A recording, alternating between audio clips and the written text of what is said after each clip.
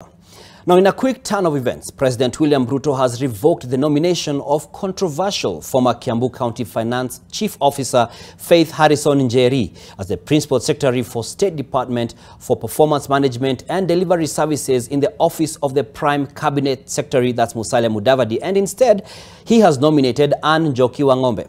This presidential action comes in the wake of public outcry witnessed after the nomination of Faith Harrison Njeri, who was in the year 2019 arrested in possession of fake dollars. Was the president not aware of the integrity issues surrounding Faith Harrison Njeri?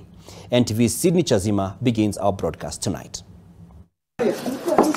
In his latest cabinet nominations, the name of one Faith Harrison Njeri is conspicuously missing just days after her nomination as the Principal Secretary to the State Department for Performance Management in the office of the Prime Cabinet Secretary.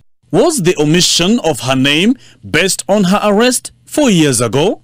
In April 2019, Faith Njeri Harrison was arrested alongside her driver for reportedly being in possession of fake American dollars amounting to 67,000 shillings. Njeri was nabbed by the Special Crimes Unit in Parklands. Her nomination as Principal Secretary came as a surprise to the public, who questioned whether State House had done a proper background check on the nominee. Anne Wang'ombe is now the new nominee for the State Department for Performance Management. Equally, President Ruto has nominated Salome Wairimu Muhia as the Principal Secretary for Correctional Services in the Ministry of Interior, barely 8 days after the resignation of Esther Ngero, who had been reassigned from the State Department for Performance Management in Musalia's office, with sources claiming she viewed the reassignment as a downgrade.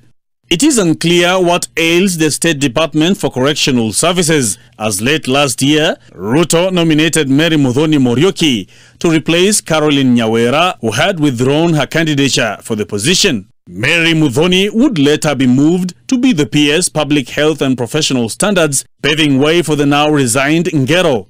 It is up to Parliament to now consider the suitability of the new nominees for the two state departments. Sydney Chazima, NTV.